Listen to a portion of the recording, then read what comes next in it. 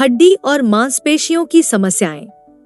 रीढ़ की हड्डी में चोट के बाद हिलना डुलना कम हो जाता है और वजन उठाने वाली गतिविधियां नहीं हो पाती। साथ ही मांसपेशियों की सेहत भी खराब हो जाती है, जिससे हड्डी और मांसपेशियों की कई समस्याएं होती हैं, जो रोजमर्रा के काम करने की क्षमता को प्रभावित करती हैं। ये इस प्रकार हैं। स्पेस्टिसिटी, मांसपेशियों में अकड़न।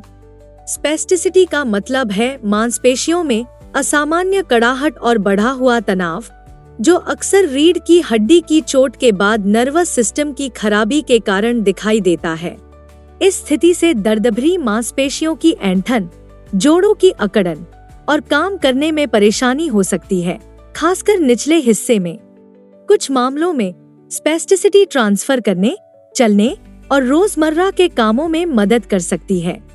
स्पेस्टिसिटी परेशानी वाली स्थितियों में बढ़ सकती है, जैसे चोट, पथरी होना, डिप्रेशन।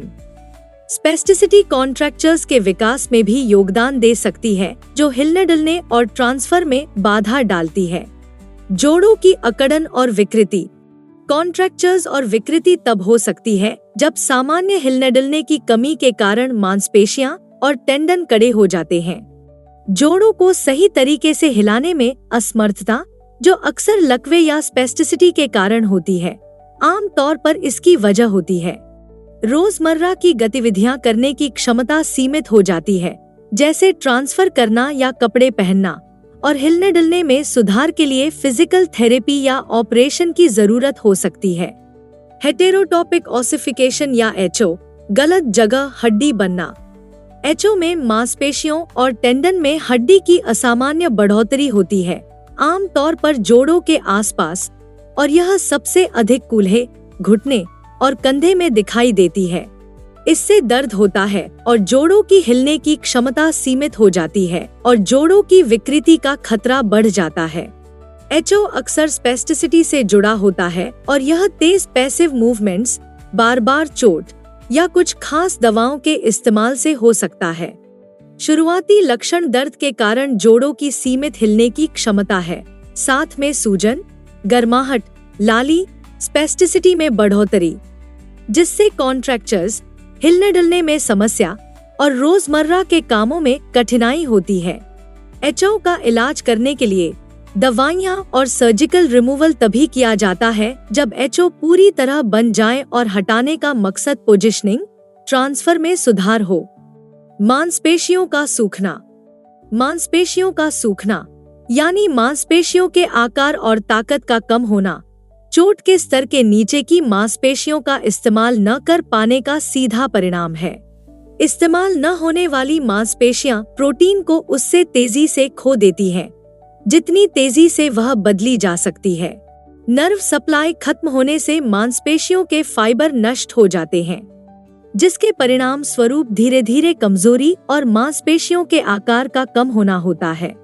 इससे काम करने की क्षमता कम हो सकती है, सहनशीलता घट सकती है और व्हीलचेयर धकेलने या ट्रांसफर करने जैसे काम करने में कठिनाई हो सकती है। ऑस्टियोपोरोसिस, हड्डियों का कमजोर होना। ऑस्टियोपोरोसिस वजन उठाने वाली गतिविधियों की कमी के कारण हड्डियों का नरम होना है, जिससे फ्रैक्चर होने का खतरा बढ़ जाता है। यह रीढ़ की चोटों के बाद निचले हिस्सों और रीढ़ में आम है। ये फ्रैक्चर छोटी चोट से या यहाँ तक कि सामान्य हिलने डुलने से भी हो सकते हैं, जिससे दर्द, अपंगता और देर से ठीक होने जैसी समस्याएं होती हैं। इलाज और बचाव। हड्डी और मांसपेशियों की समस्याओं को रोकने और संभालने के लिए लगातार ध्यान देने की जरूरत होती है। जल्दी हस्तक्षेप और पुनर्वास व्यक्तिगत देखभाल योजनाओं के साथ बहुत जरूरी है। नियमित physical therapy, passive range of motion exercise और स्प्लिंट्स का इस्तेमाल जोड़ों की अकड़न और मांसपेशियों के सूखने को रोकने या संभालने में मदद कर सकता है। वजन उठाने वाली एक्सरसाइज और दवाइयां ऑस्टियोपोरोसिस और फ्रैक्चर के खतरे को कम करने में मदद कर सकती हैं।